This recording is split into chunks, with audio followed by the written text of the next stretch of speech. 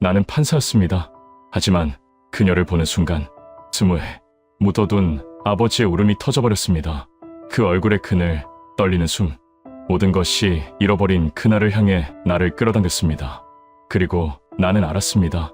오늘 법정에 선 사람은 그녀가 아니라 바로 나라는 것을. 사연 시작 전에 구독과 좋아요 눌러주시고요. 지금 어디에서 보고 계신지 댓글로 남겨주세요. 한 분 한 분께 따뜻하게 인사드리고 싶습니다. 피고인이 고개를 든 순간 저는 숨이 멎었습니다. 법정의 차가운 형광등 아래 드러난 그 얼굴은 20년 전 화재로 잃어버린 제 딸과 너무나 닮아 있었거든요. 광대뼈가 살짝 튀어나온 것, 눈꼬리가 부드럽게 처진 것, 입술선이 얇고 또렷한 것까지 모든 게 판박이었습니다. 손에 들고 있던 펜이 바닥으로 떨어졌고 심장은 미친 듯이 요동쳤어요. 58년을 살면서 판사로 20년 넘게 일해왔지만 이렇게 법정에서 무너질 뻔한 적은 단 한 번도 없었습니다. 그날은 2024년 11월의 어느 흐린 오후였습니다. 저는 평소처럼 서류를 넘기며 다음 재판을 준비하고 있었어요. 생계형 절도 사건이었죠. 기저귀와 분유를 훔친 미혼모, 흔하디흔한 사건이라고 생각했습니다. 사건 기록을 훑어보니 피고인의 이름은 정다인, 23세 미혼모였어요. 8개월 된 아들이 고열에 시달리는데 돈이 없어 마트에서 기저귀 한 봉지와 분유 한 통을 가방에 넣었다가 보안 요원에게 붙잡혔더군요. 금액으로 치면 3만 원이 채 되지 않았습니다.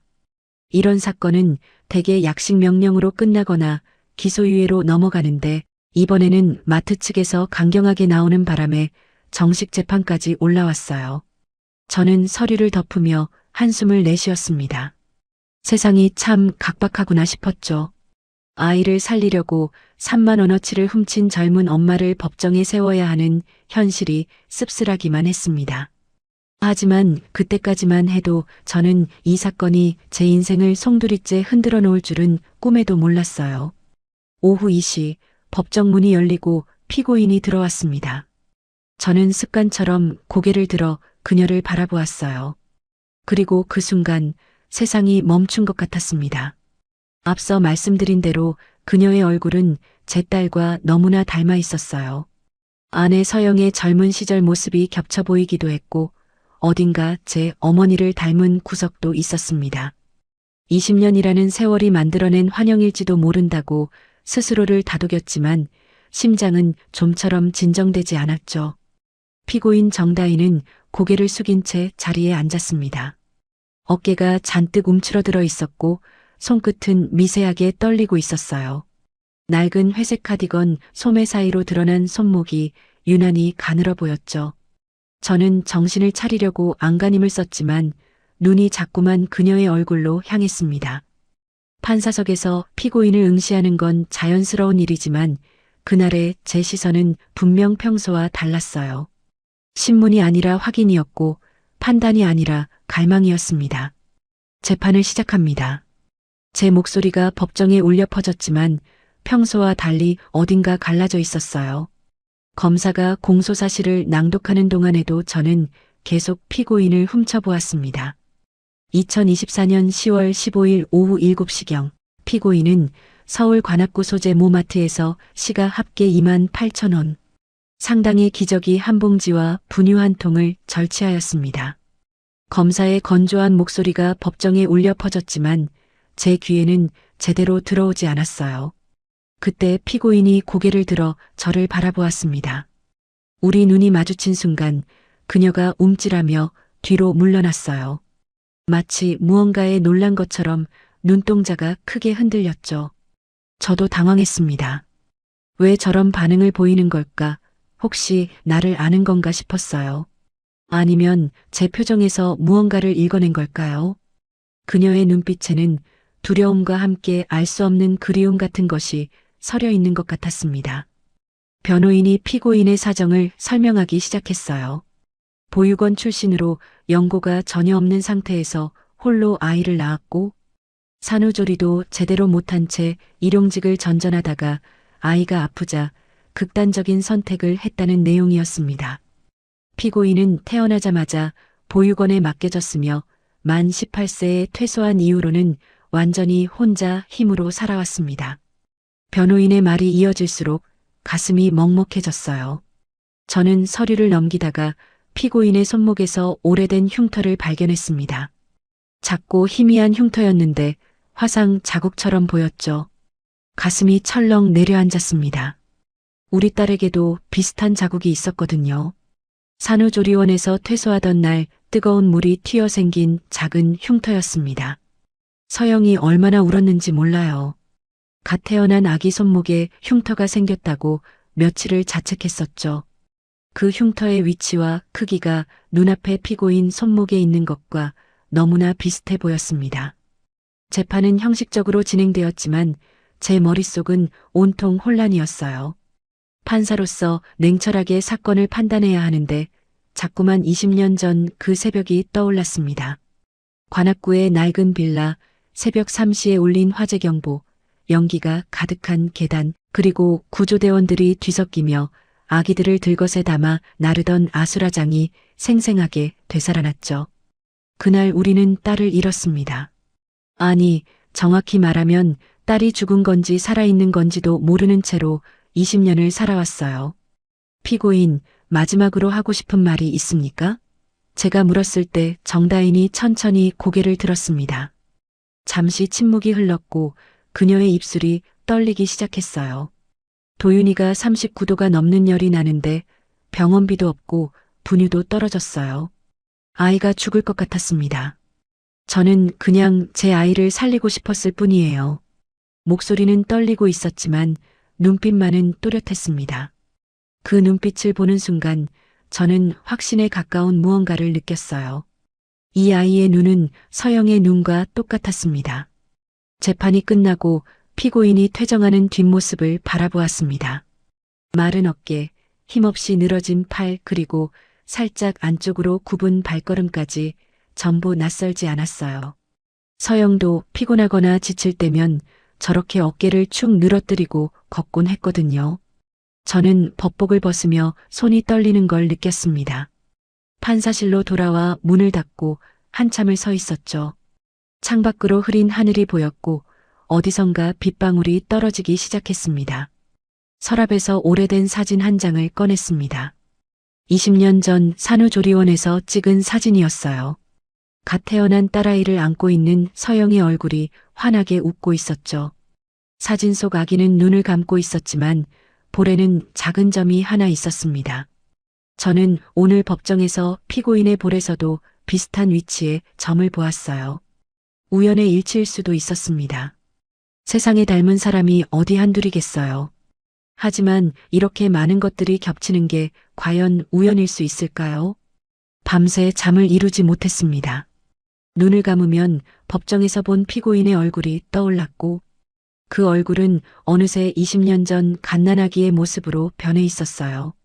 연기 속에서 구조대원에게 안겨 사라지던 그 작은 몸, 분홍색 보자기에 쌓인 채 들것에 실려나가던 그 모습이 계속해서 머릿속을 맴돌았죠. 나는 그날 왜 아이를 더 꼭 안고 있지 못했을까? 왜 구조대원에게 넘기고 말았을까? 20년 동안 나를 괴롭혀온 질문들이 다시 목을 조여왔습니다. 전화기를 들었다가 내려놓기를 몇 번이나 반복했어요. 서영에게 전화해서 뭐라고 말해야 할지 몰랐습니다. 오늘 재판에서 우리 딸을 닮은 피고인을 봤다고, 혹시 그 아이가 우리 딸일 수도 있다고 말하면 서영이 어떤 반응을 보일까요?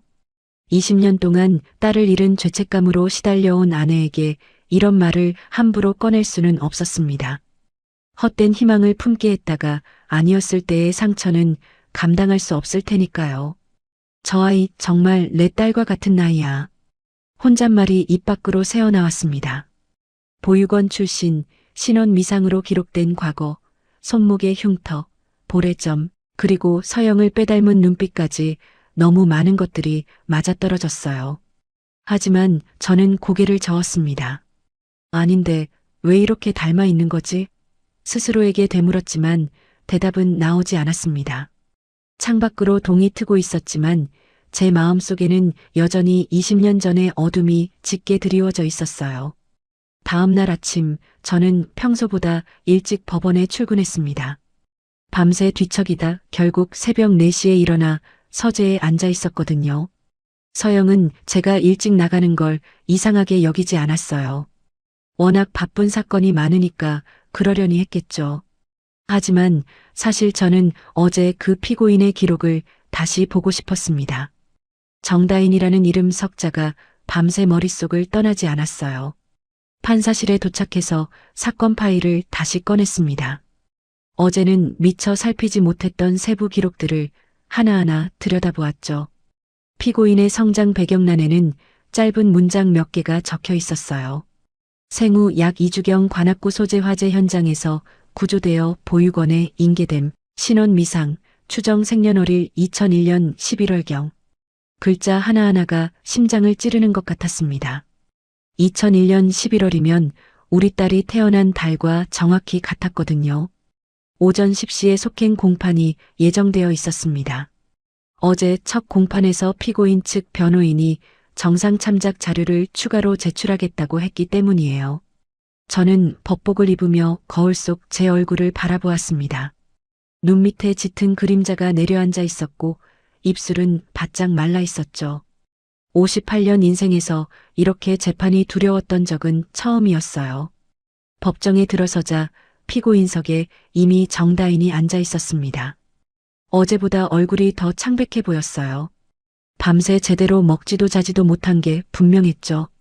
옆에 앉은 국선 변호인이 무언가를 설명하고 있었는데 다인은 고개를 끄덕이면서도 시선은 계속 허공을 헤매고 있었습니다. 저는 판사석에 앉으며 최대한 평정심을 유지하려 했지만 손끝이 미세하게 떨리는 건 어쩔 수 없었어요. 변호인, 추가 자료를 제출하십시오. 제가 말하자 변호인이 서류 봉투를 들고 일어났습니다. 재판장님, 피고인의 정상 참작을 위한 자료입니다. 피고인의 아들 도윤군의 의료 기록과 치료비 영수증, 그리고 피고인의 경제 상황을 증명하는 서류들입니다. 서기관이 서류를 받아 제게 전달했고 저는 한 장 한 장 넘기기 시작했어요. 첫 번째는 도윤이라는 8개월 된 아기의 진료 기록이었습니다. 영양결핍, 반복적 발열, 기관지염 의심이라는 진단명이 적혀 있었어요. 두 번째는 응급실 처방전이었는데 접힌 채로 주머니에 넣어두었다가 펴낸 것처럼 구겨지고 달아올라 있었죠. 날짜를 보니 절도 사건이 일어나기 바로 전날이었습니다. 아이가 밤새 열이 떨어지지 않아 응급실에 갔지만 입원비를 낼 수 없어 그냥 돌아왔다는 메모가 적혀 있었어요. 저는 서류를 들고 있는 손이 떨리는 걸 느꼈습니다. 판사로서 이런 사연은 수도 없이 접해왔어요. 가난 때문에 범죄를 저지르는 사람들, 아이를 살리려고 법을 어기는 부모들, 사회 안전망의 사각지대에 놓인 취약계층의 이야기는 매일 법정에서 펼쳐지는 일상이었죠. 하지만 이번은 달랐습니다. 서류를 넘길 때마다 가슴이 조여왔고 숨을 쉬기가 힘들어졌어요. 피고인, 직접 진술하시겠습니까? 제가 물었습니다. 정다인이 천천히 일어났어요. 어제보다 목소리가 더 가라앉아 있었죠. 도윤이가 태어났을 때부터 몸이 약했어요. 제가 임신 중에 제대로 못 먹어서 그런 것 같아요. 일하면서 아이를 봐야 하니까 어린이집에 맡기고 싶었는데 대기가 너무 길었고 개인 보육시설은 비용이 감당이 안 됐어요. 그녀의 말 한마디 한마디가 법정에 무겁게 가라앉았습니다. 그날 밤에 도윤이가 갑자기 열이 올랐어요. 39도가 넘었는데 해열제도 없고 기저귀도 다 떨어졌고 분유도 한 스푼밖에 안 남았어요. 응급실에 갔더니 입원을 시켜야 한다고 했는데 보증금을 내라고 하더라고요. 50만 원이요. 제 통장에는 3만 원도 없었어요. 다인의 목소리가 점점 떨리기 시작했습니다. 저는 그녀의 손끝을 보았어요. 어제도 떨리고 있었는데 오늘은 더 심했죠. 그래서 마트에 갔어요. 훔칠 생각은 없었는데 아이 얼굴이 자꾸 떠올랐어요. 숨을 헐떡이면서 제품에서 울던 얼굴이요. 그냥 가방에 넣었어요. 무슨 생각이었는지 모르겠어요. 그냥 도윤이가 죽으면 안 된다는 생각밖에 없었어요. 다인이 말을 마치고 고개를 숙였습니다. 어깨가 미세하게 들썩이는 걸 보니 울고 있는 것 같았어요. 저는 그 모습을 바라보며 20년 전 그 새벽으로 끌려갔습니다. 연기 가득한 복도에서 서영이 아기를 꼭 안고 울부짖던 모습, 구조대원에게 아이를 넘기면서 제발 살려달라고 애원하던 목소리가 생생하게 되살아났어요. 그때 서영도 저렇게 어깨를 떨면서 울었습니다. 똑같았어요. 아이를 살리고 싶다는 절박함, 그 앞에서 무력해지는 고통, 세상. 모든 것과 맞바꿔서라도 지키고 싶은 작은 생명에 대한 사랑이 눈앞의 피고인에게서도 그대로 느껴졌습니다. 서류를 더 넘기다가 한 장의 문서에서 손이 멈췄어요. 보육원 퇴소 증명서였습니다.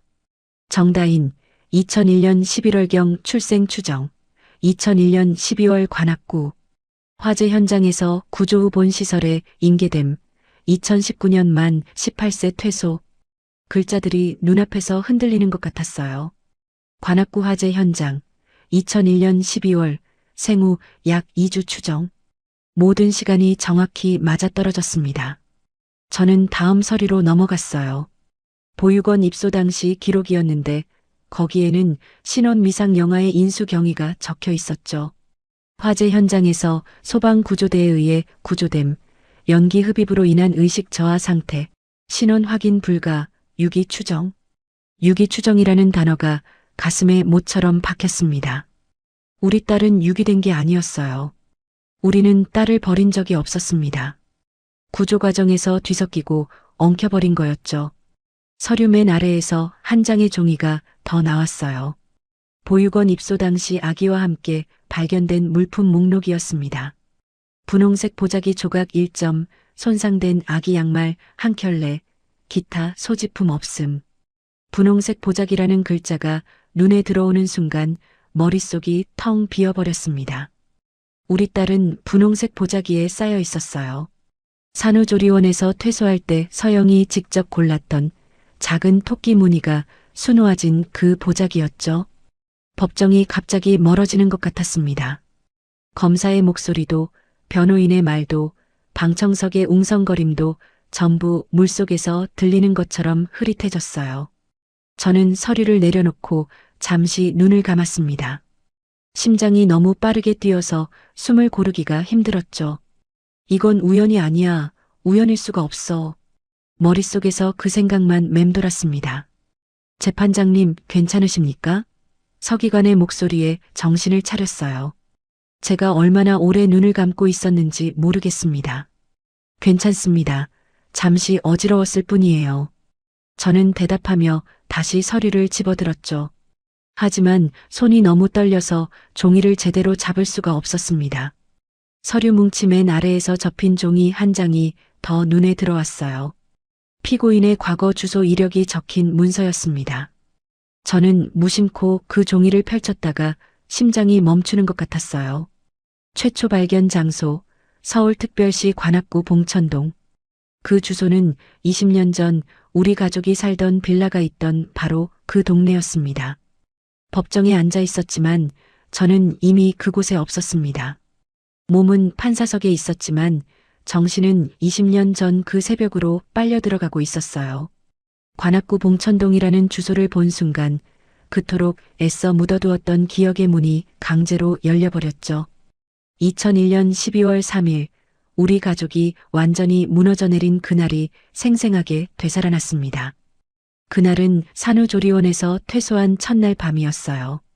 서영은 2주 동안 조리원에서 딸아이와 함께 지내다가 드디어 집으로 돌아왔죠. 저는 퇴근 후 조리원으로 달려가서 아내와 아이를 데리고 왔습니다. 우리가 살던 곳은 관악구 봉천동의 낡은 5층 빌라 305호였어요. 신혼 때부터 살던 작은 집이었는데 아이가 태어나면 더 넓은 곳으로 이사하자고 약속했었죠. 집에 도착했을 때 서영의 얼굴은 피곤하면서도 행복해 보였습니다. 드디어 우리 집이다, 아가야. 서영이 아이를 안고 현관문을 들어서며 말했어요. 저는 짐을 들고 뒤따라 들어갔죠. 작은 방에 아기 침대를 펴놓고 분홍색 보자기로 아이를 감싸 눕혔습니다.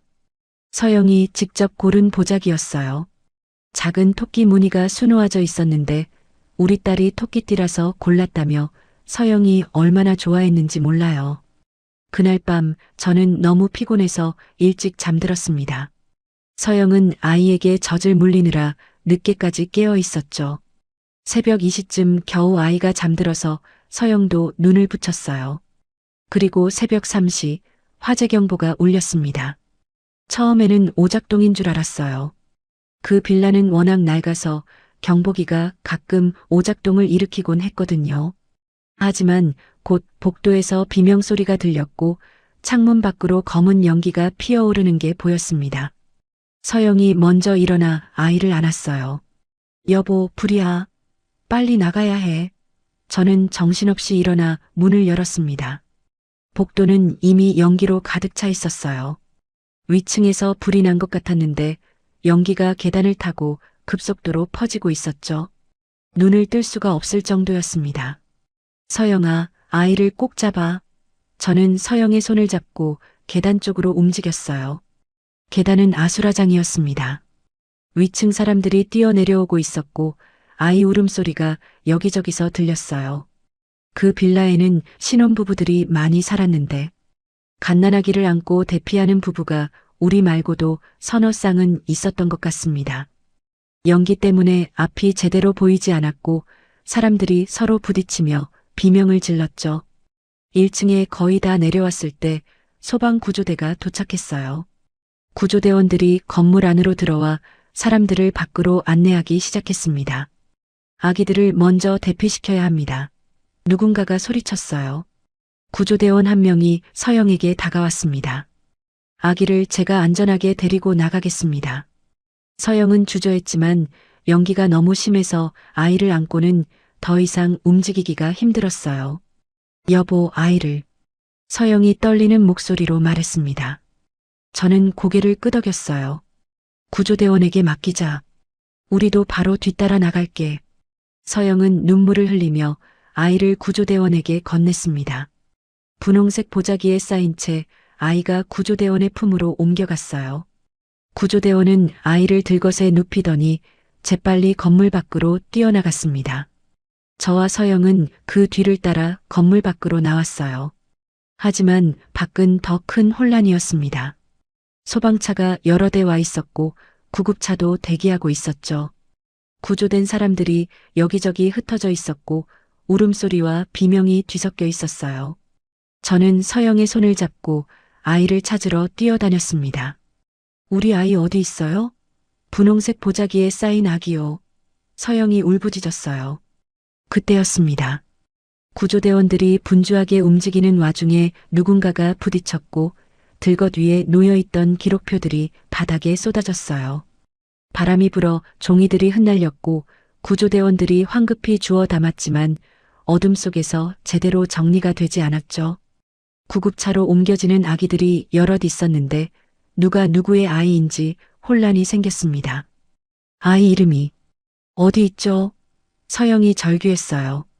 구조대원은 당황한 표정으로 기록표를 뒤지고 있었습니다. 죄송합니다. 잠시만요. 지금 확인 중입니다. 하지만 확인은 끝나지 않았어요. 화재 현장의 혼란 속에서 기록은 뒤섞이고 엉켜버렸습니다. 그리고 우리는 그날 밤 아이를 찾지 못했어요. 며칠 후 경찰에서 연락이 왔습니다. 화재로 사망한 영아 한 명이 발견되었는데 신원 확인이 필요하다고 했어요. 저는 서영을 데리고 영안실로 갔습니다. 차마 눈을 뜨고 볼 수 없었어요.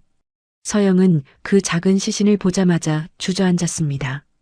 우리 아기야. 서영의 울음소리가 영안실을 가득 채웠죠. 하지만 시신은 화재로 심하게 손상되어 있어서 정확한 신원 확인이 어려웠어요.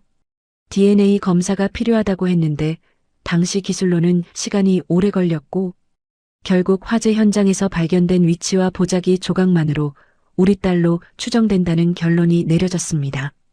추정? 그 단어가 저를 20년 동안 괴롭혔어요. 확실하지 않다는 거잖아요. 어쩌면 다른 아이였을 수도 있다는 거잖아요. 서영은 그 후로 몇 달을 폐인처럼 지냈습니다. 하루 종일 아기 방에 앉아 분홍색 보자기 조각을 만지작거렸어요.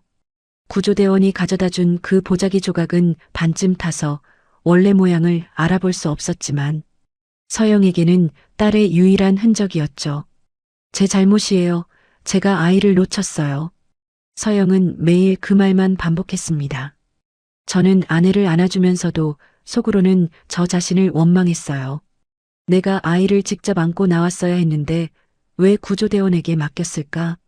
세월이 흐르면서 우리는 그 기억을 묻어두려고 했습니다. 이사를 갔고 새 집에서 새 삶을 시작하려 했어요. 하지만 매년 12월 3일이 되면 서영은 하루 종일 울었고 저는 그런 아내 곁에서 아무 말도 하지 못했습니다. 우리 사이에 다른 아이는 생기지 않았어요. 어쩌면 서영도 저도 새로운 아이를 가질 자격이 없다고 느꼈는지 모르겠습니다. 법정에서 정신을 차렸을 때 제 볼에는 눈물이 흐르고 있었습니다. 재판장님? 서기관이 걱정스러운 표정으로 저를 바라보고 있었어요. 잠시 정의하겠습니다. 저는 힘겹게 말하고 자리에서 일어났습니다. 피고인석의 정다인이 제 얼굴을 올려다보고 있었어요. 그 눈빛에 담긴 것이 무엇인지 알 수 없었지만 저는 그 순간 한 가지만 생각했습니다. 구조 케이스 하나가 바닥에 떨어지며 굴러갈 때 분명히 보았어요. 분홍색 보자기. 재판은 형식적으로 끝났습니다. 저는 선고기일을 2주 후로 잡고 패정을 선언했어요. 피고인이 퇴정하는 뒷모습을 바라보는데 가슴이 터질 것 같았습니다. 다인이 법정문을 나서며 뒤를 돌아보았어요. 우리 눈이 다시 마주쳤죠. 그녀의 눈에는 두려움과 함께 뭔가 알 수 없는 그리움 같은 게 서려 있는 것 같았습니다. 아니, 어쩌면 그건 제가 보고 싶은 것을 본 것일 수도 있었어요. 판사실로 돌아와 문을 닫았습니다. 손이 멈추질 않고 떨렸어요.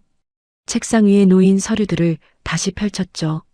관악구 봉천동 2001년 12월 화재 현장에서 구조된 신혼 미상영아. 모든 정황이 맞아떨어지고 있었습니다. 하지만 머리로는 받아들여지지 않았어요. 20년 동안 딸이 죽었다고 믿어왔는데 갑자기 살아있다고 생각하는 게 쉬운 일이 아니었거든요. 저는 자리에서 일어나 창가로 갔습니다. 바깥을 내다보니 법원 앞 광장에 사람들이 오가고 있었어요. 그 사이로 다인의 모습이 보였습니다. 국선 변호인과 함께 걸어가고 있었는데 어깨가 축 처져 있었죠. 걸음걸이가 유난히 눈에 들어왔어요. 살짝 안쪽으로 굽은 발, 힘없이 끌리는 듯한 걸음. 서영의 걸음걸이와 똑같았습니다. 점심시간이 되었지만 밥이 넘어가지 않았어요. 저는 다시 서류를 꺼내 들었습니다. 피고인의 현재 주소가 적힌 칸을 찾았죠. 서울특별시 관악구 신림동. 이미 봤던 내용이었는데 이번에는 호수까지 자세히 살폈어요. 305호. 숫자가 눈앞에서 춤을 추는 것 같았습니다. 305호는 20년 전 우리가 살던 빌라의 호수와 똑같았어요. 물론 우연일 수 있었습니다. 305호라는 숫자가 뭐 그리 특별한 건 아니잖아요. 전국에 305호 집이 얼마나 많겠어요. 하지만 그 모든 우연들이 한 사람에게 겹치는 게 과연 가능한 걸까요? 관악구 화재 현장에서 구조된 아기, 우리 딸과 같은 추정 생년월일, 손목에 화상 흉터, 볼의점, 서영을 빼닮은 얼굴과 눈빛, 그리고 305호라는 숫자까지. 저는 피고인 측 변호사가 제출한 녹취록을 다시 들여다보았습니다. 변호사가 피고인과 상담한 내용을 정리한 기록이었어요. 읽어 내려가다가 한 문장에서 멈췄습니다. 전 태어날 때부터 혼자였어요. 부모님이 누군지도 모르고 이름도 보육원에서 지어준 거예요. 가슴이 찢어지는 것 같았습니다. 우리 딸에게 이름을 지어줬었어요. 강지아. 서영이 몇 달을 고민해서 지은 이름이었죠. 하지만 정다희는 그 이름을 한 번도 듣지 못하고 자란 거예요. 녹취록을 더 읽어 내려갔습니다. 가끔 꿈을 꿔요. 어떤 여자가 절 안고 우는 꿈이요. 얼굴은 안 보이는데 목소리만 들려요. 울지 마, 엄마 왔어. 이런 말이요. 근데 깨고 나면 아무도 없어요. 눈물이 흘러내렸습니다. 제가 언제 마지막으로 울었는지 기억도 나지 않았어요. 아마 20년 전 그날 밤 이후로 한 번도 울지 않았던 것 같습니다. 그런데 지금 판사실에서 혼자 눈물을 흘리고 있었어요. 퇴근 시간이 한참 지났는데도 저는 집에 가지 못했습니다. 서영에게 뭐라고 말해야 할지 몰랐거든요. 오늘 재판에서 우리 딸일지도 모르는 피고인을 만났다고 절도죄로 기소된 23세 미혼모가 20년 전 잃어버린 우리 지아일 수 있다고 말하면 서영이 어떤 반응을 보일까요? 기뻐할까요? 아니면 무너질까요? 저녁 9시가 넘어서야 집에 도착했습니다. 서영이 현관에서 저를 맞았어요. 얼굴에는 걱정이 가득했죠. 많이 늦었네요. 무슨 일 있어요? 저는 대답 대신 아내를 꼭 안았습니다. 서영은 당황한 듯 제 등을 토닥였어요. 여보, 왜 그래요? 무슨 일이에요? 저는 한참을 아무 말도 하지 못하고 서영을 안고 있었습니다. 저녁을 먹는 동안에도 계속 말을 꺼내려다 멈추기를 반복했어요. 서영은 제가 이상하다는 걸 눈치챘는지 계속 괜찮냐고 물었죠. 저는 괜찮다고 대답하면서도 머릿속으로는 어떻게 말을 꺼내야 할지 고민했습니다. 결국 저녁 식사가 끝날 때까지 아무 말도 하지 못했어요. 서영이 설거지를 하는 동안 저는 거실 소파에 앉아 있었습니다. 벽에 걸린 가족 사진이 눈에 들어왔어요. 결혼식 사진, 신혼여행 사진, 그리고 그 옆에 작은 액자 하나. 산후조리원에서 찍은 사진이었습니다. 갓 태어난 딸을 안고 있는 서영의 얼굴이 세상에서 가장 행복해 보였죠. 저는 그 사진을 바라보다가 문득 한 가지가 떠올랐어요. 서영아. 제가 불렀습니다. 서영이 설거지를 멈추고 거실로 나왔어요. 왜요? 저는 잠시 망설이다가 입을 열었습니다. 혹시 우리 딸이... 저는 말을 멈췄어요. 서영의 표정이 순간 굳어졌거든요. 우리 딸이라는 단어를 꺼내면 서영이 어떻게 반응할지 뻔했습니다. 하지만 저는 더 이상 혼자 감당할 수 없었어요. 서영아, 혹시 우리 딸의 발목 흉터 기억해? 서영은 그 자리에 얼어붙었습니다. 발목, 흉터요? 응, 산후조리원에서 뜨거운 물이 튀어서 생긴 거. 왼쪽 발목 안쪽에 있었잖아. 서영의 눈에 눈물이 차올랐어요. 네, 기억해요. 제가 울면서 조리원에 항의했었잖아요. 그 작은 흉터가... 서영은 말을 잇지 못하고 울음을 터뜨렸습니다. 저는 서영 곁으로 다가가 손을 잡았어요. 서영아, 오늘 재판에서 만난 피고인이 있는데. 저는 조심스럽게 말을 이어갔습니다. 그 아이 손목에 비슷한 흉터가 있었어. 화상 자국 같은 거. 서영이 고개를 들어 저를 바라보았습니다. 눈빛이 흔들리고 있었어요. 그게 무슨 말이에요? 저는 서영의 손을 더 꼭 잡았습니다. 그 아이가 우리 지아일 수도 있어. 서영은 한참 동안 아무 말도 하지 못했습니다. 눈물만 뺨을 타고 흘러내렸죠. 그리고 겨우 입을 열었어요. 정말이에요? 정말 그럴 수 있는 거예요? 저는 고개를 끄덕였습니다. 아직 확실하지 않아. 하지만 너무 많은 게 맞아떨어져.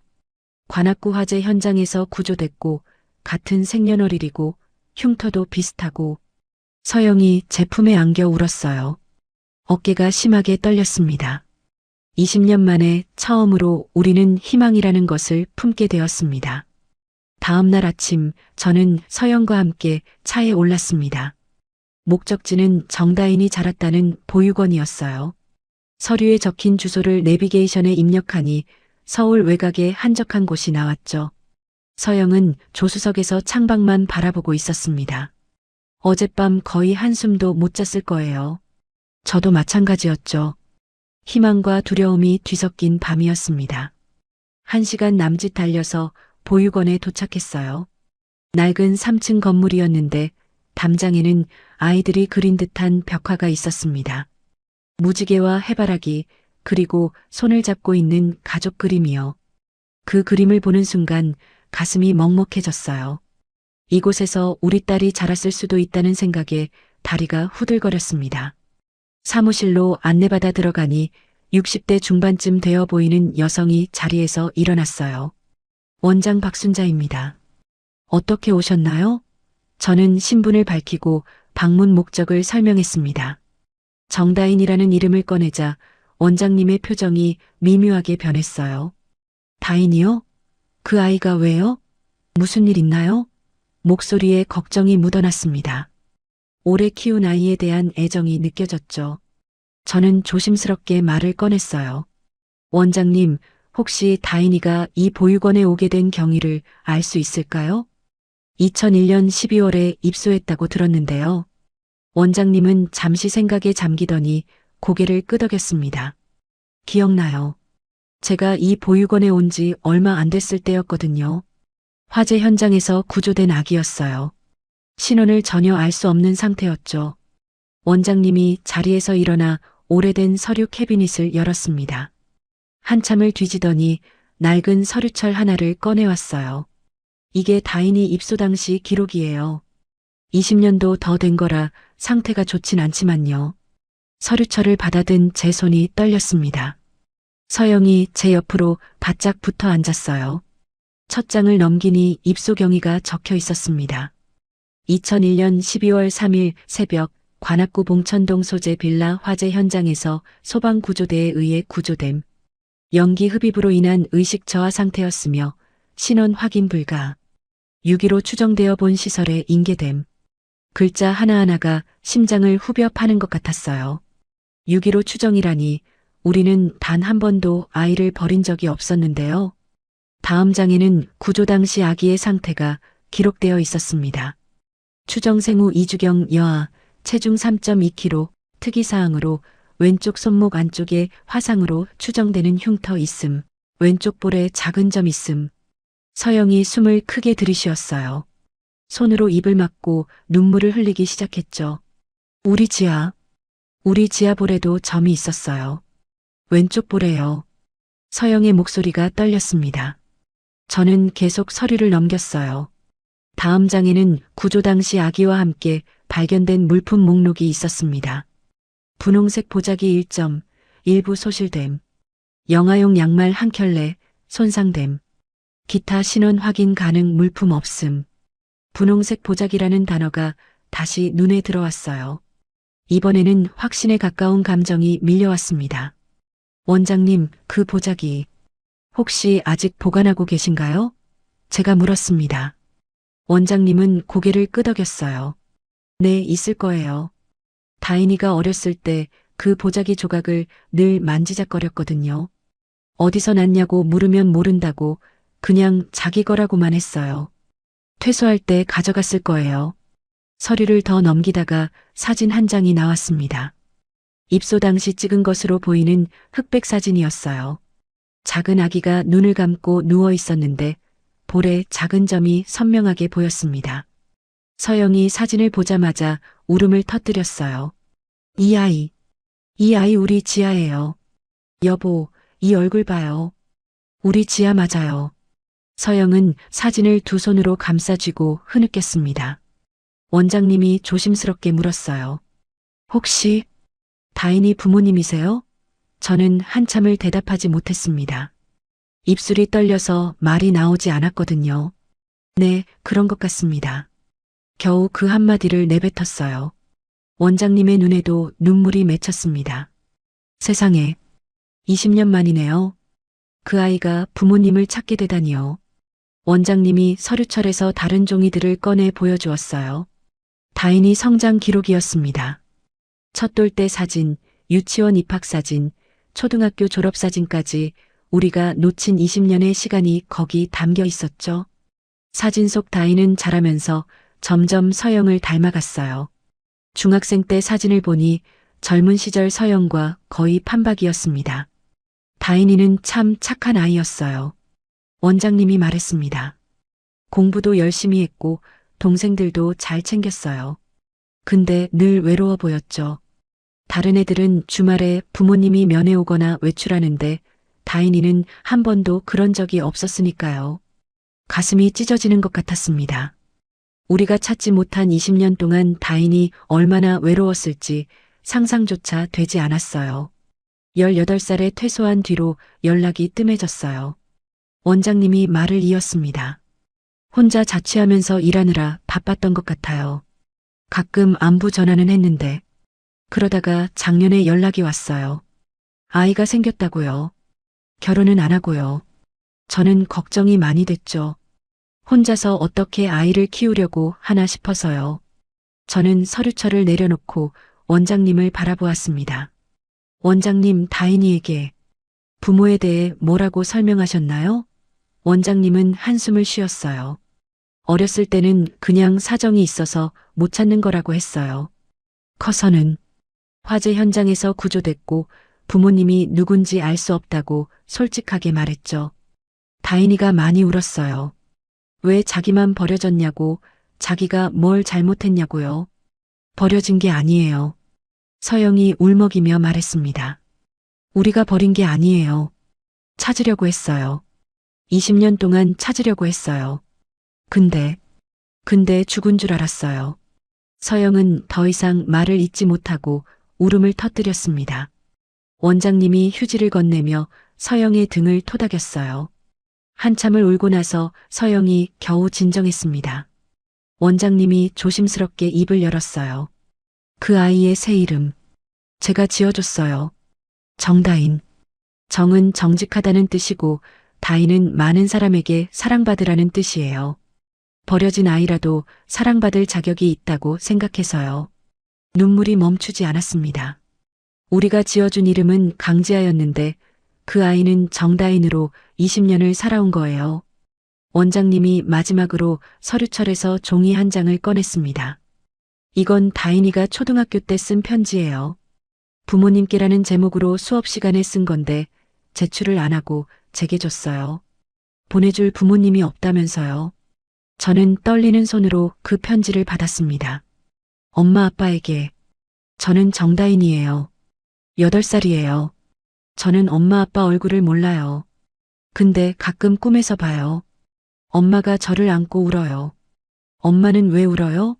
저 때문에 울어요? 저는 나쁜 애가 아닌데요. 저는 착하게 살 거예요. 그러면 엄마 아빠가 저 찾으러 와요? 저 여기 있어요. 어린 글씨로 적힌 편지를 읽는데 가슴이 무너져 내렸습니다. 서영은 편지를 가슴에 안고 소리내어 울었어요. 원장님, 다인이 현재 주소 좀 알 수 있을까요? 제가 물었습니다. 원장님은 고개를 끄덕이며 종이에 주소를 적어 주었어요. 저는 그 종이를 받아들고 자리에서 일어났습니다. 20년 동안 찾지 못한 딸을 이제야 만나러 갈 수 있게 되었어요. 다인아, 아빠가 간다. 마음속으로 그렇게 말하며 보육원 문을 나섰습니다. 다인이 사는 곳은 신림동의 낡은 다세대 주택이었습니다.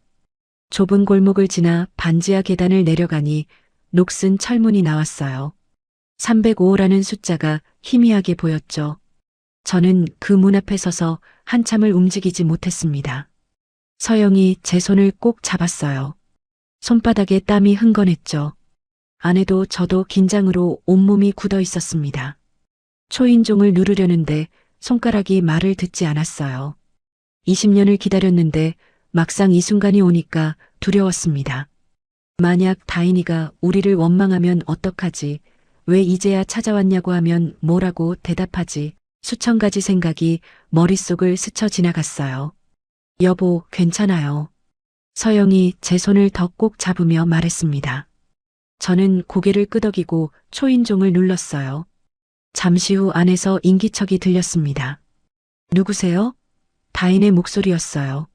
법정에서 들었던 그 떨리는 목소리가 문 너머로 들려왔죠. 저는 입술을 적시며 대답했습니다. 다인 씨, 저예요. 재판장 강석훈입니다. 잠시 얘기 좀 할 수 있을까요? 안에서 당황한 기색이 느껴졌어요. 잠시 침묵이 흐른 뒤 문이 열렸습니다. 다인이 문틈으로 얼굴을 내밀었어요. 판사님이 왜 여기까지? 말을 하다 말고 다인은 제 옆에 서 있는 서영을 보았습니다. 그 순간 다인의 표정이 묘하게 변했어요.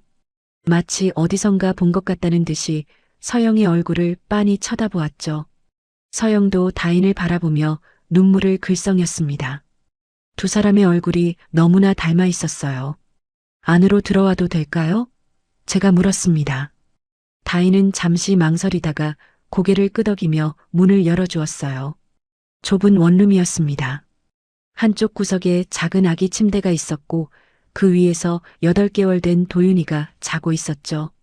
방 안에는 곰팡이 냄새가 희미하게 났고 벽에는 습기로 얼룩이 져 있었습니다. 이런 곳에서 우리 딸이 아이를 키우고 있었다는 사실에 마음이 찢어졌어요. 앉으세요. 다인이 바닥에 깔린 얇은 방석을 내밀었습니다. 의자도 소파도 없는 방이었어요. 저와 서영은 나란히 방석에 앉았고 다인은 우리 맞은편에 조심스럽게 앉았죠. 어색한 침묵이 흘렀습니다. 저는 어떻게 말을 시작해야 할지 몰랐어요. 20년 동안 품어왔던 말들이 너무 많아서 오히려 한마디도 꺼낼 수가 없었습니다. 서영이 먼저 입을 열었어요. 다인 씨, 아니, 다인아.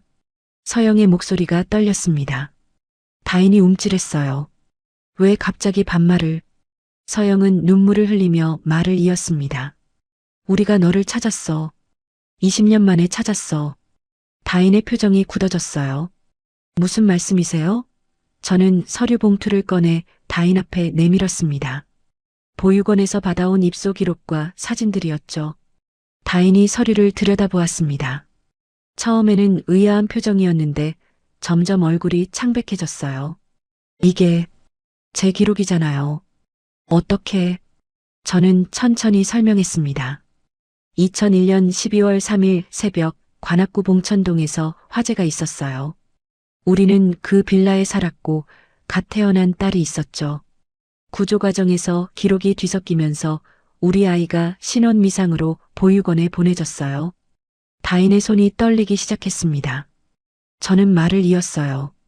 우리 딸은 왼쪽 손목 안쪽에 화상 흉터가 있었고 왼쪽 볼에 작은 점이 있었어요. 산후조리원에서 퇴소하던 날 생긴 흉터였죠. 다인이 무의식적으로 자신의 왼쪽 손목을 만졌습니다. 거기에는 오래된 흉터가 희미하게 남아 있었어요. 저도 이 흉터가 어디서 생긴 건지 몰랐어요. 다인의 목소리가 떨렸습니다. 원장님도 모른다고 하셨고 그냥 태어날 때부터 있었다고만 들었어요. 서영이 다인의 손을 잡았습니다.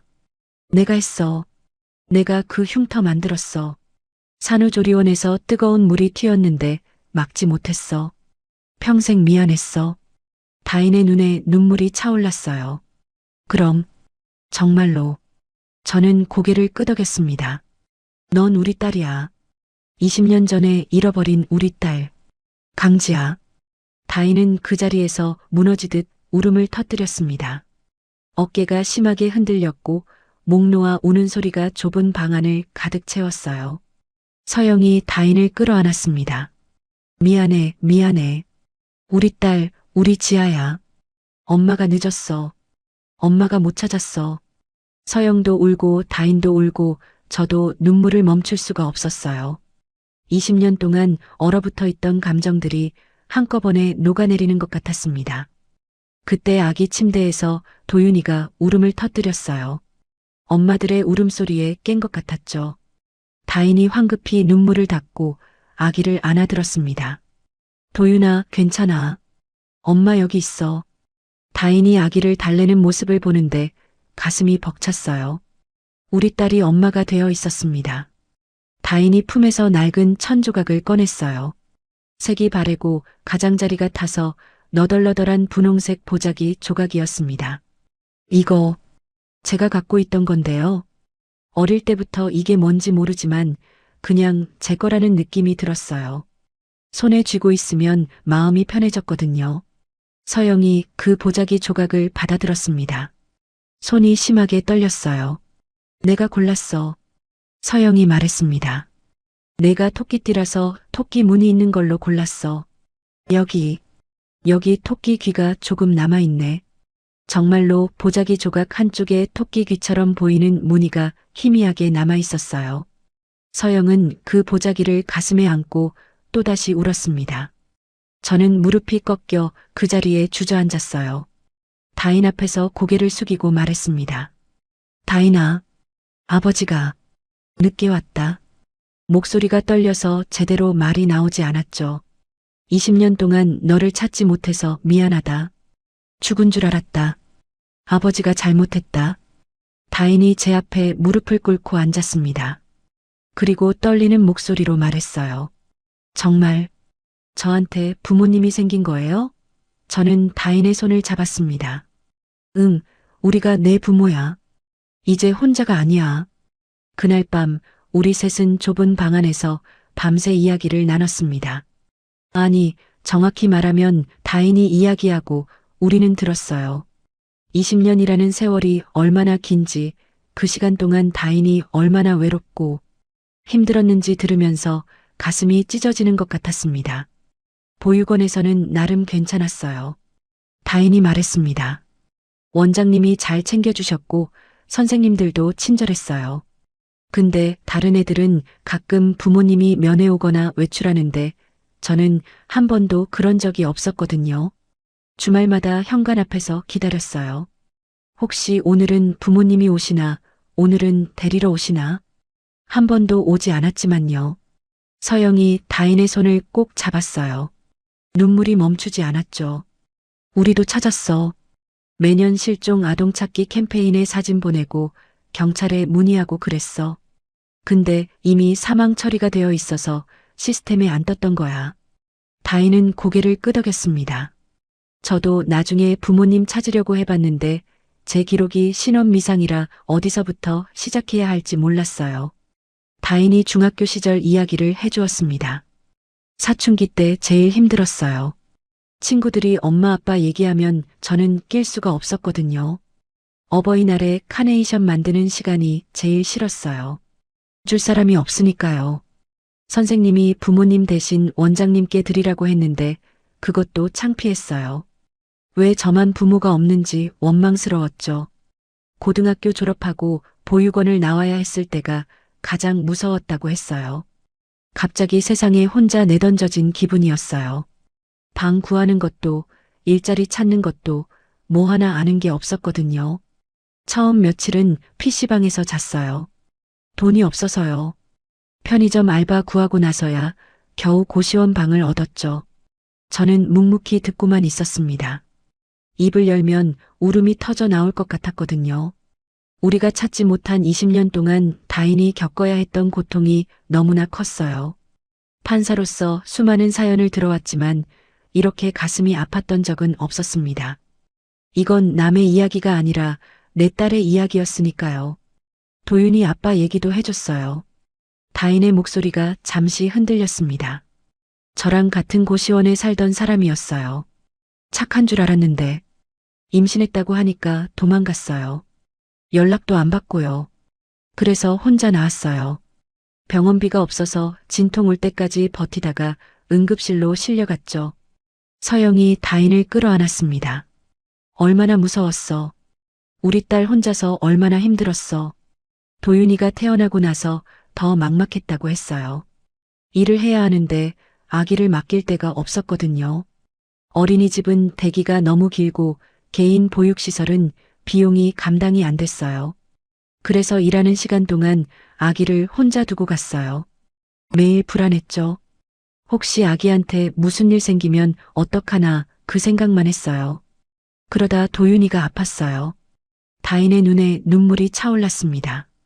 밤새 열이 안 떨어지는데 해열제도 없고 분유도 없고 기저귀도 없었어요. 응급실에 갔더니 입원비를 내라고 하는데 통장에 돈이 없었어요. 그때 제가 무슨 생각을 했는지 아세요? 차라리 나랑 도윤이랑 같이 죽을까 생각했어요. 서영이 다인을 더 세게 끌어안았어요. 저는 두 주먹을 꽉 쥐었습니다. 화가 났어요. 세상이, 시스템이, 그리고 그 모든 걸 찾지 못한 저 자신이 원망스러웠죠. 우리 딸이 죽고 싶다는 생각까지 했다는 게 너무 가슴이 아팠습니다. 근데 마트에서 분유랑 기저귀 보는데 갑자기 눈물이 났어요. 다인이 말했습니다. 도윤이 얼굴이 떠올랐거든요. 이 아이만큼은 꼭 살려야 한다. 나처럼 버려진 아이로 만들면 안 된다. 그래서 훔쳤어요. 그게 잘못인 줄 알았지만 그때는 다른 방법이 생각 안 났어요. 저는 다인의 손을 잡았습니다. 잘못한 거 아니야. 아니, 잘못이긴 하지만 내 잘못만은 아니야. 너를 그 상황까지 몰아넣은 게 더 큰 잘못이야. 우리가 사회가 시스템이 너를 보호하지 못한 거야. 다인이 고개를 떨구며 울었어요. 저는 다인의 머리를 쓰다듬었습니다. 이제 괜찮아. 이제 우리가 있어. 새벽이 되어서야 도윤이가 다시 깼습니다. 다인이 아기를 안아 젖을 물리는데 서영이 옆에서 지켜보며 울었어요. 다인아, 엄마가 도와줄게. 앞으로는 혼자 안 해도 돼. 다인은 고개를 끄덕이며 눈물을 흘렸습니다. 도윤이가 배가 부른지 까르르 웃었어요. 그 작은 손이 허공을 휘젓다가 제 손가락을 잡았습니다. 손가락을 꼭 쥐는 힘이 생각보다 세서 놀랐어요. 이 아이는 제 손주였습니다. 20년을 건너뛰어 갑자기 생긴 손주였지만 그 순간 밀려오는 감정은 말로 표현할 수가 없었어요. 다인이 저를 바라보았습니다. 눈가에 아직 눈물 자국이 남아 있었죠. 잠시 망설이더니 입을 열었어요. 제가 아버지라고 불러도 돼요? 그 한마디에 제 눈에서 다시 눈물이 쏟아졌습니다. 그래, 불러. 내 아버지야. 다인이 처음으로 저를 아버지라고 불렀습니다. 아버지. 그 두 글자가 세상에서 가장 아름다운 말처럼 들렸어요. 서영을 향해 다인이 말했습니다. 어머니. 서영은 그 자리에서 엉엉 울었어요. 우리 딸, 우리 지아야. 엄마야. 엄마가 왔어. 세 사람이 서로를 끌어안고 한참을 울었습니다. 20년의 공백이 그 순간 조금씩 메워지는 것 같았어요. 날이 밝아오고 있었습니다. 창문으로 희미한 햇살이 들어왔어요. 저는 다인과 도윤, 그리고 서영을 바라보며 생각했습니다. 이제 우리는 다시 가족이 되었다. 하지만 이게 끝이 아니라 시작이었어요. 다인을 어떻게 지켜낼지, 세상이 쉽게 용서해 줄지 아직 알 수 없었습니다. 일주일 후 다인과 도윤이가 우리 집으로 들어왔습니다. 제가 직접 이삿짐을 날랐어요. 짐이라고 해봐야 옷가지 몇 벌과 아기용품이 전부였죠. 반지하 원룸에서 가져온 그 작은 짐들을 보면서 마음이 아팠습니다. 우리 딸이 20년 동안 얼마나 가난하게 살아왔는지 새삼 느껴졌거든요. 서영은 며칠 전부터 준비에 정신이 없었어요. 빈 방을 다인 방으로 꾸미고 한쪽에 아기 침대를 들였죠. 벽에는 파스텔톤 커튼을 달고 바닥에는 푹신한 러그를 깔았습니다. 그리고 작은 책상 위에 20년 전 산후조리원에서 찍은 사진을 액자에 넣어 세워두었어요. 갓 태어난 다인을 안고 있는 서영의 사진이었죠. 다인이 현관문을 들어서는 순간 한참을 서 있었습니다. 여기가 제 집이에요? 목소리가 떨렸어요. 서영이 다인의 손을 잡았습니다. 응, 내 집이야. 우리 집이야. 다인의 눈에 눈물이 그렁그렁했죠. 저한테 집이 생긴 거예요? 그 말이 가슴을 찔렀습니다. 23년을 살면서 집이라고 부를 수 있는 곳이 한 번도 없었다는 뜻이었으니까요. 다인 방을 구경시켜 주었습니다. 방문을 여는 순간 다인이 멈춰 섰어요. 이게 다 제 거예요? 네, 다 내 거야. 서영이 대답했습니다. 다인은 천천히 방 안을 둘러보았어요. 침대를 만져보고 책상 위 사진을 들여다보고 창문 밖 풍경을 바라보았죠. 그리고 갑자기 그 자리에 주저앉아 울음을 터뜨렸습니다. 왜 울어? 무슨 일 있어? 서영이 당황해서 물었어요. 다인은 고개를 저으며 말했습니다. 아니요, 슬퍼서 우는 게 아니에요. 그냥 이런 방이 제 거라는 게 믿어지지 않아서요. 보육원에서는 6명이 한 방 썼거든요. 나와서도 계속 고시원이랑 원룸이었고요. 이렇게 넓고 예쁜 방은 처음이에요. 서영이 다인을 끌어안았습니다. 이제부터 매일 여기서 자는 거야. 내 방이야. 다인은 서영의 품에서 한참을 울었어요. 저는 그 모습을 지켜보며 다짐했습니다. 이제 다시는 이 아이를 혼자 두지 않겠다고요. 도윤이를 위한 공간도 마련해 두었습니다. 다인 방 한쪽에 아기 침대를 놓고 모빌도 달아두었어요. 서영이 직접 고른 거였는데 구름과 별 모양의 예쁜 모빌이었죠. 도윤이를 침대에 눕히니까 모빌을 보고 까르르 웃었어요.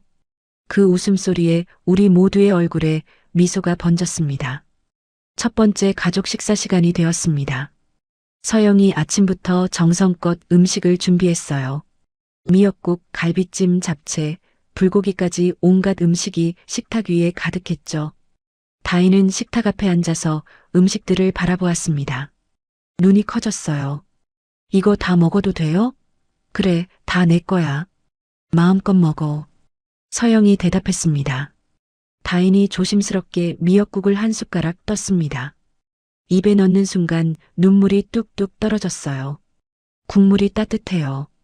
다인이 말했습니다. 목소리가 떨렸죠. 집에서 끓인 미역국은 처음 먹어봐요.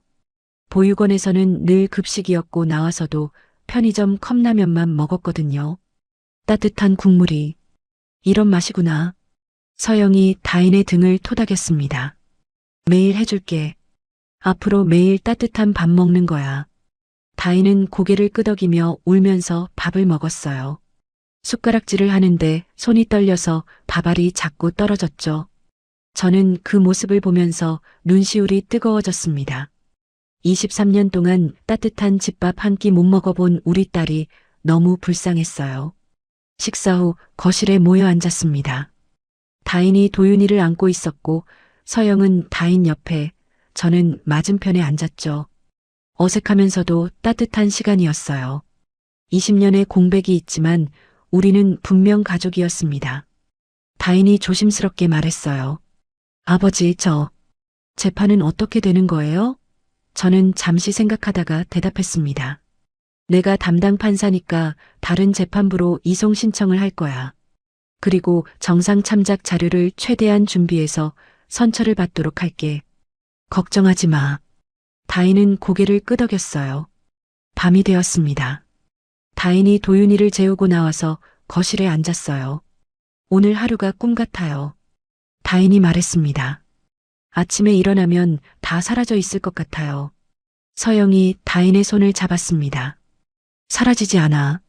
내일도 여기 있고 모레도 여기 있어. 우리가 절대 안 놓쳐. 저는 다인에게 말했어요. 다인아, 앞으로 힘든 일 있으면 혼자 끙끙 앓지 마. 우리한테 말해. 이제 내 편이 있어. 다인의 눈에 눈물이 고였습니다. 네, 아버지. 그 대답이 세상에서 가장 소중한 선물처럼 느껴졌어요. 잠자리에 들기 전 저는 다인 방 앞에 잠시 서 있었습니다. 문틈으로 들여다보니 다인이 도윤이 옆에 누워 아기의 손을 잡고 있었어요. 평화로운 모습이었죠. 20년 동안 늘 불안하고 외로웠을 우리 딸이 오늘 밤만큼은 편히 잘 수 있을 것 같았습니다. 서영이 제 옆으로 다가왔어요. 여보, 우리가 해냈어요. 드디어 찾았어요. 저는 서영의 손을 잡고 고개를 끄덕였습니다. 응, 찾았어. 20년 걸렸지만 찾았어. 서영이 제 어깨에 기대며 울었어요. 저도 눈물을 흘렸습니다. 밤하늘에 별이 빛나고 있었습니다. 저는 창밖을 바라보며 조용히 다짐했어요. 20년 전 놓친 그 순간, 이제 다시는 놓치지 않겠다. 우리 딸과 손주를 평생 지키겠다. 그것이 아버지로서, 할아버지로서 제가 해야 할 일이었습니다. 다음 날 아침 다인이 식탁에 앉아 미소를 지으며 말했어요. 좋은 아침이에요, 아버지, 어머니. 서영과 저는 서로를 바라보며 웃었습니다. 그래, 좋은 아침이야. 우리 딸. 평범한 인사였지만 그 한마디가 20년의 기다림 끝에 얻은 가장 큰 행복이었어요.